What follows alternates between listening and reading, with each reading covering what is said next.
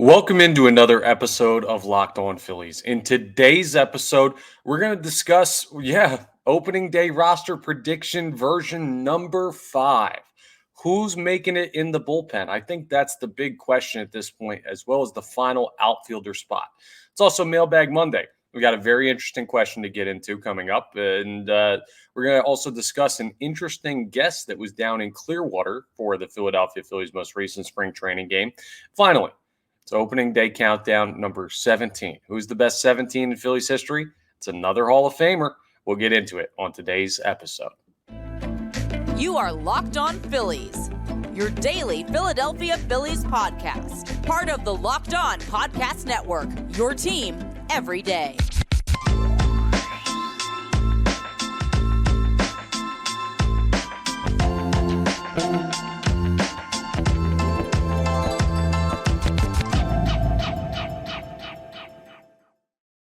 Yes, this is Locked On Phillies. I'm Connor Thomas, your host. Thank you so much for checking us out. We're part of the Locked On Podcast Network, your team every day. Please make sure you're rating, reviewing, and subscribing to the YouTube. All that stuff really helps us out here on Locked On Phillies. And today's episode is brought to you by FanDuel. Make every moment more. New customers join today, and you'll get $150 in bonus bets if your first bet of $5 or more wins. Visit FanDuel.com/LockedOn to get started.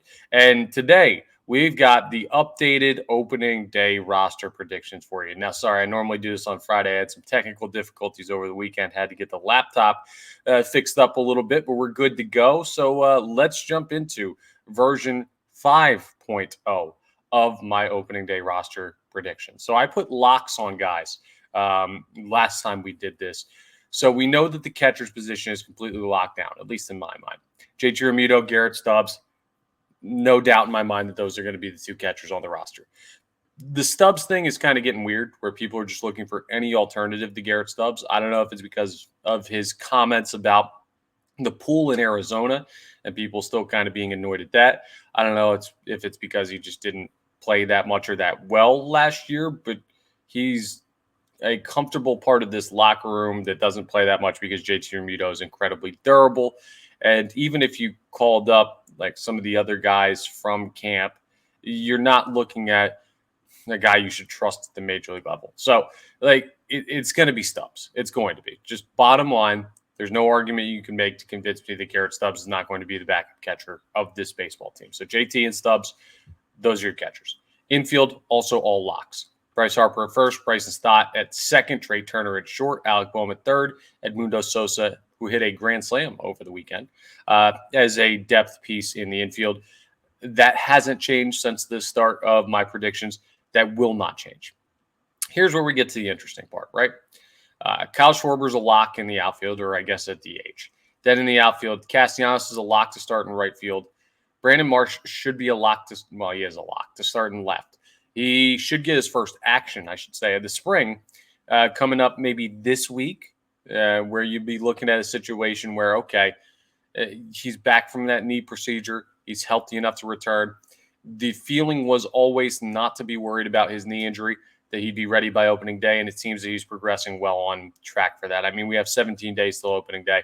2 weeks will be the mark in 3 days when we hit that 14-day mark, and he could be back as early as like 2 weeks ahead of opening day. Maybe it'll be later in this week, like Friday, Saturday, Sunday. But either way, he's going to be good to go. He might be a little bit behind as far as feeling out live pitching, but he'll be healthy. So he's a lock. Whit Merrifield's a lock. So that's 4 guys in the outfield. Now we have 2 more spots for position players. And in version 4 of this, I picked Johan Rojas and I picked Christian Pache. Here's what I'm going to say. And this might sound crazy if you've watched any spring training, because this guy hasn't looked all that good. But Johan Rojas is a lock to make this team. He just is. Everything that I've been hearing, everything that I've been reading, everything that I've been seeing, based on the Philadelphia Phillies decisions, they're looking at Rojas as having to be the guy. And I thought coming into camp it was going to be you're probably on the outside looking in unless you do something to earn the job. They're treating it much more like it's your job and someone's going to have to come and take it from you, and you're also going to have to lose it. And I just don't think that has happened enough. So I'm going to make Rojas a lock to make the team. It's another guy we're locking in, which means there's only one position player spot available, and it's that final outfield spot. Last time I had Christian Pache there. A lot of people brought up this point, and the more I think about it, the more it seems to make sense. If you're going to have someone coming off the bench, and Whit Merrifield's going to come off the bench, and he's a righty who's going to be able to hit for a guy like Marsh, who's a lefty who doesn't hit lefties well, the other option should be an other-handed hitter, so that if you're pinch hitting for Johan Rojas, which you're probably going to at points, you've got a lefty up, and Christian Pache is right-handed. Jake Cave's left-handed, so I'm flip-flopping again. Jake Cave is getting that final spot in the outfield for me. And part of why Rojas is a lock is the same reason why I think I'm flip-flopping on this last outfield spot, because nobody has really taken the reins on anything in the outfield. We know Whit Merrifield was going to be good, sure. Castellanos and Schwarber are locks. Marsh hasn't played. Rojas has been, Pache has looked good, but not good enough to be like, you can't let this guy not be on the team. Jake Cave has been okay. Weston Wilson's been okay. I mean, there hasn't been anyone that's been doing something unbelievably outstanding this spring to the point where they can't miss the roster and they were a question mark before. So we're going to go back to Jake Cave being your bench depth, but he's going to be like the Josh Harrison from last year where he barely plays and probably doesn't last a year. Remember, Christian Pache was brought in like a day before opening day last year. He was brought in after spring training ended, and he changed the look of depth on this team. So moves can still be made. You never know. Right now, Jake Cave's got that final spot. Let's move on to the pitchers now. The starting rotation, I put a lock on all these guys last week. I feel great about it. Wheeler, Walker, Nola, Suarez, Sanchez, in no particular order. But those are the 5 guys that are going to be in the starting rotation. That's not changing. Blake Snell's not coming here. Jordan Montgomery's not coming here. I'll say it until I'm blue in the face. The Phillies are not adding another expensive starting pitcher when they already have a top 5 rotation in baseball. Just does not make sense to do. The rotation is set. It's done. Signed, sealed, delivered. That will be your rotation. There is a question that we'll get into as we get closer to opening day. Probably a question for like next week, end of next week. Who's going to be the opening day starter? Does Wheeler deserve it, being the best pitcher? Does Nola deserve it for continuing to be that guy year in and year out, like he's been the consistent opening day starter? Interesting conversation. It's for another time, though. The bullpen is where this gets interesting, and I'm putting a new lock on one of the bullpen guys. We already knew Gregory Soto, Seranthony Dominguez, Jose Alvarado, Matt Strahm, and Jeff Hoffman were all locks to make the team, which left 3 options for a little bit of variability. Now, Orion Kerkering has not moved off of my projected opening day roster since the first time we did this like a month and a half ago. But this is a very similar situation to Rojas in center field. I'm putting a lock on Orion Kerkering. He's going to make the opening day roster. And here's why. Because I have no idea who the last 2 spots in the bullpen are going to be. And I don't think it'll be based on performance. I think a lot will have to do with contracts and optionality, whether or not these guys have minor league options still, because nobody has fully taken over those spots. They just haven't. So if you don't have true contenders that are clear cut going to be in that second and final spots, well, then how would anyone remove Orion Kerkering from this roster? So he's a lock. So now you have 6 locks in the bullpen: Soto, Dominguez, Alvarado, Strahm, Hoffman, and Kerkering. And then there's 2 spots. Now, last week, those 2 spots belonged to Dylan Covey and Andrew Bellotti. And I go back and forth on this all the time because Spencer Turnbull is having a really nice spring. Here's the thing with Spencer Turnbull. He's much more beneficial to this team as a starting pitcher. And he's not going to crack the rotation, obviously. Could he be a long relief guy? Yeah, but if you want him as starting depth, wouldn't it be better to keep him in the minors and send him to AAA and say, hey, the second someone gets hurt, you're going to be our guy that comes up out of the minor leagues to be the 5th man in the rotation? Like, that would seem to make sense to me. So I don't think he'll be on the opening day roster simply because I think they see him as more of a starter. Junior Marte, I believe, has options still. It could be him. They got some guys this offseason that were really kind of interesting signings. We already talked about Spencer Turnbull. They've got some guys that, like, I just don't really know how they fit, and Dylan Covey, by the way, he's got an issue. He had shoulder soreness. So he's probably going to be removed from this version of my roster. I'm just trying to figure out how to put in there for him. Jose Ruiz is a guy the Phillies acquired this offseason. He's on a minor league contract with the team. Doesn't mean he can't be elevated. Remember, Jeff Hoffman did it last year. I'm going to go ahead and who are the guys? I'm going to go Junior Marte as one of the guys to make the roster. And I'm going to leave Bilotti for the time being. I just get this weird feeling that the team trusts he has more going for him than what he's shown recently, just because of that great season back in 2022. I forget the years every now and again. Bilotti stays. Covey, because of the shoulder soreness, is removed. Junior Marte is there. And these are guys that'll just be in probably mop-up roles. Those last two spots in the bullpen are going to be the most variable, along with that final spot in the outfield. So that's the opening day roster prediction or projection, version 5. Let me read you through it one more time. Realmuto, Stubbs, Harper, Stott, Turner, Bohm, Sosa. Schwarber, Castellanos, Marsh, Merrifield, Rojas, and Cave jumping in. The starting 5, Wheeler, Walker, Nola, Suarez, Sanchez, and then the pitchers in the bullpen, Soto, Dominguez, Alvarado, Strom, Hoffman, Kirkring, Marte, and Bilotti. Those are the 26 names that if I had to pick the Phillies opening day roster today, they would be with me in Philadelphia to play the Braves on the 28th. That's just what I'm thinking. But we'll go ahead and see how that plays out.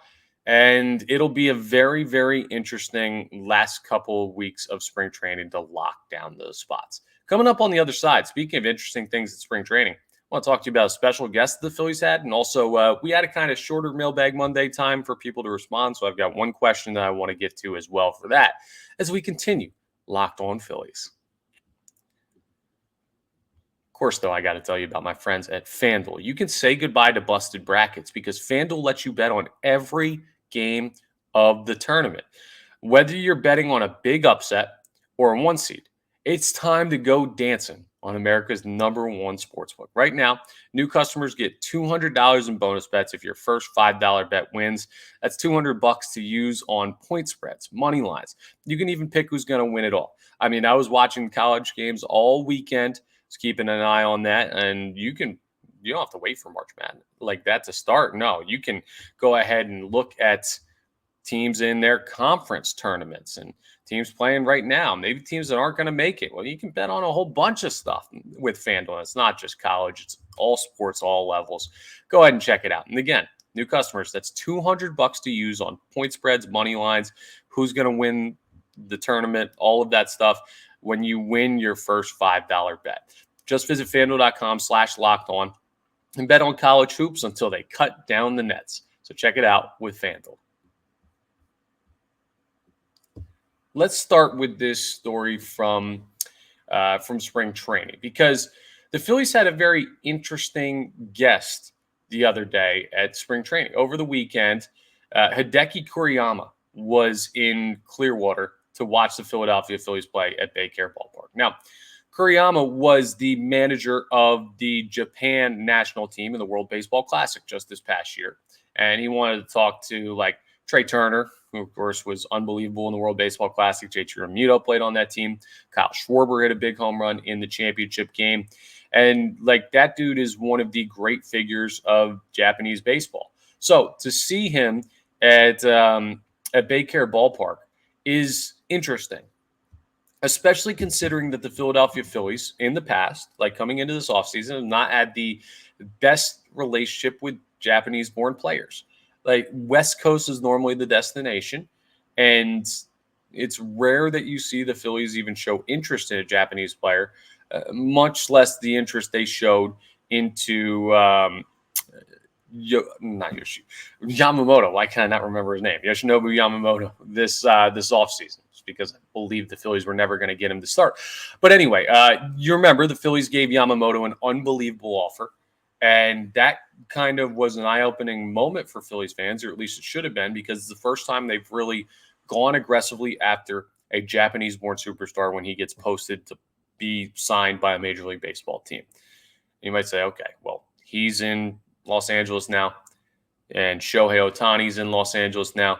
So what's the point? They've already got the two big guys. And those are not the only guys that are ever going to come out of Japan to play baseball. So when you see the Phillies doing that, and then when you see them coming to a game and in the crowd is Hideki Kuriyama, you get the feeling, okay, this is another step in the direction of trying to build your influence there in Japan and with players that could potentially be posted. Because part of the reason Yamamoto was not here is not because the Phillies didn't offer him a fair contract. It's because there are certain storied franchises the Japanese players have always been drawn to, and it leads to being at a competitive disadvantage if you're not one of those franchises. So the only way to become one of those is to just keep knocking on the door and saying, hey, we're going to offer you, we're going to go after these big name Japanese free agents. And then hopefully you make a splash signing, and then you can continue to make signings from there when great players become available. And eventually the hope is you can become one of the franchises that's considered a destination for these immensely talented players like Shohei Ohtani or Yoshinobu Yamamoto. And that's important because coming up relatively soon, Roki Sasaki is going to be posted. And Sasaki. We don't know when he's exactly going to be posted. He hasn't said anything about when he wants to play Major League Baseball, but he does want to play Major League Baseball. And this dude is an unbelievable pitcher. He's 22 years old. People are saying that like Yamamoto and Sasaki are, I don't know about comparable types of pitchers. I got to be honest. I haven't seen Sasaki throw. I've just read some articles about his talent level, and they're saying like he is as exciting of a prospect as Yamamoto. So you offered Yamamoto, you're talking to these guys from Japan and everything. Maybe this is posturing to try and convince Roki Sasaki to come to Philadelphia one day and be a guy that fills out this rotation. So just something that I thought was interesting. The Phillies are trying to open up new avenues to compete. That's something that not every team in baseball is doing. I think it's a smart thing that they're doing that as well. And I really like that the Philadelphia Phillies are not saying, hey, we're just going to continue to do things the way that we've always done them and just avoid a great resource of talent. Like, I think that's flat out dumb. So it's a great decision by the Phillies to build these relationships. And it was cool to see the manager of the Japan national team down at at a spring training game for the Philadelphia Phillies. It's just stuff you wouldn't have seen in past years that makes me feel better about what the front office and ownership is trying to do to continue to build this team. Now, we also have Mailbag Monday. Now, I posted a little bit late because of the computer issues and everything. So normally I would ask for it on Friday. But anyway, we've only got one question from Sean Fitzpatrick, who tunes in a lot and asks a lot of questions. But he asked about the concern for the productivity at the plate from Johan Rojas. Am I concerned a little bit? Yeah, he hasn't looked good at the plate. But here's the thing I think we kind of have to remember too. And this is, people are going to hate this. I'm telling you right now, you're going to hate this explanation. But I think it's reality. Johan Rojas could absolutely be worthless at the plate, and it could not matter. I mean, you think about it last year, and the postseason is different, right? If we get to a point over the course of the regular season where it's just like, this guy's giving us nothing and a change needs to be made, well, you can make a move at the trade deadline. You can go get somebody. Like, that's fine. But remember, you started the season with Trey Turner playing terribly. Bryce Harper, not available. Rhys Hoskins, not available, as he was all season with that torn ACL. You had a lot of issues that caused a slow start last year. And Johan Rojas was not even up on the team. But my point is, think about the guys you're getting back. Hopefully a productive, healthy Trey Turner. Hopefully a productive, healthy Bryce Harper at first base, putting you in a position where you're covering a need. I mean, hopefully a productive, healthy Brandon Marsh in left field, which means your lineup is going to be one of the better lineups in baseball. Probably top 4 lineups in baseball. The Philadelphia Phillies are going to have one of those, maybe top 5, depending on how you break down the AL East. But The point is, if Rojas gives you nothing offensively, I don't think it hurts this team as much as people think it will. I really don't. So that's why I'm not too worried about it. And that's why it seems the Phillies are set on him making the roster, because at the end of the day, the defense is too good to turn down, and the rest of the offense is too good to say, well, we hinge on Johan Rojas. In the grand scheme of things, he shouldn't matter. He should be a net positive all the time he does anything good, because this team is already so good, even if he is an automatic out. It's not a great answer, but I think that's reality. I think this team is just so good that he could stink at the plate and it won't matter, at least early on in the regular season. That's where I'm at right now on him. Obviously, I want him to play better, but if he's not going to, and so far through spring training, he just hasn't really looked or not even himself, but he hasn't really looked much improved at recognizing pitches or focusing on pitches in the zone. Bottom line, I think the Phillies are good enough to withstand Johan Rojas not being able to hit, and I think he's good enough to make the team because of his defense. So that's where I'm at on that. Great question by Sean, and that's why I've got him as a lock to make the team now in my opening day roster prediction version 5.0. Coming up, we have 17 days till opening day, just a smidge over 2 weeks. Who's the best Philly to wear number 17 in the history of the franchise? We've got a recent candidate and a recent inductee that's a candidate. Recent inductee to the Hall of Fame. I'll tell you who. You could probably guess as we wrap up Locked On Phillies. I want to tell you about Fire TV first, because they're your destination for sports, from live games to highlights to in-depth analysis. Fire TV offers amazing viewing experiences of smart TVs, as well as the Fire TV stick that you can plug into your existing TV. And it provides access to millions of movies and TV episodes, as well as free and live TV. Just watching the Oscars last night, there's a lot of great movies out there that won awards that maybe you haven't seen. Well, Fire TV is a great way to check in on some of the latest movies and catch up on stuff like that. As well as you got free and live TV, like I told you. It could be opening weekend for baseball, which is coming up, the college basketball tournament. Whatever it is, you're going to want to have a Fire TV. And Fire TV recently created Fire TV channels to deliver a constant supply of the latest videos from your favorite sports brands, all for free. And that includes all of us at Locked On. So you can see us on your Fire TV if you get that. And most of the big pro leagues and college conferences as well. Fire TV channels let you dive into all of the game analysis, highlights, and more to keep up to date on the latest in the world of sports, like March Madness, the NBA, MLB, and lots more. Not to mention, you got news, entertainment, gaming, travel, cooking videos as well. Check it all out on Fire TV channels and Fire TV itself. And Alexa devices, you can go ahead and check them out on there. If you haven't checked out Fire TV channels, you should. Trust me on this. To learn more, visit www.amazon.com/LockedOnFireTV. All right, opening day countdown. Number 17. Who's the best 17 in Philadelphia Phillies history? Well, there are a couple of good recent candidates. Big Fella Award number 17, of course, Rhys Hoskins, who is now in Milwaukee. He wore it from 2017 to 2020, I guess we'll call it 2022, even though he would have worn it again in 2023 had he played, just didn't play. But Rhys Hoskins deserves consideration. That guy was a big part of like the resurgence of the Philadelphia Phillies.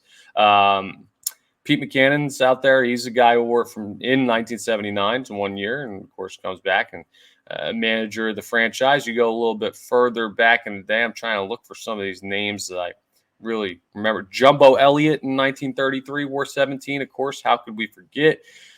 Really, there's only one option that it could possibly be for the Philadelphia Phillies. Oh, by the way, Ricky Jordan, of course, a great number 17 from 1988 to 1994, wore that number.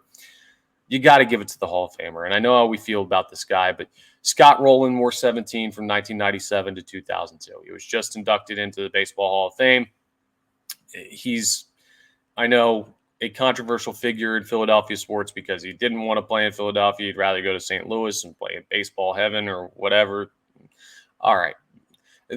That being said, is he the best player to ever put on that jersey for the Phillies? I mean, he just is. He's a Hall of Famer. He was really, really good here. The way it ended was not great. And I know this fan base will never truly embrace him, but I think we can at least realize how great of a player he was here and was elsewhere. And even if it isn't for us, we can acknowledge the actual ability of the player. That's why I picked Scott Rowland. So he's my pick for the best Philly to ever wear number 17. But guess what, folks? More importantly, we're 17 days away from opening day. It is right around the corner. I can't wait to get to that. Every episode, we're a day closer. Sometimes after the weekend, a couple days closer. So thank you again for checking us out here on Locked On Phillies. Really appreciate it. That's all for today's episode. Again, we're part of the Locked On Podcast Network, your team every day. Please make sure you're rating, reviewing, subscribing to the YouTube, all that great stuff. And I'll talk to you tomorrow on the next episode of Locked On Phillies.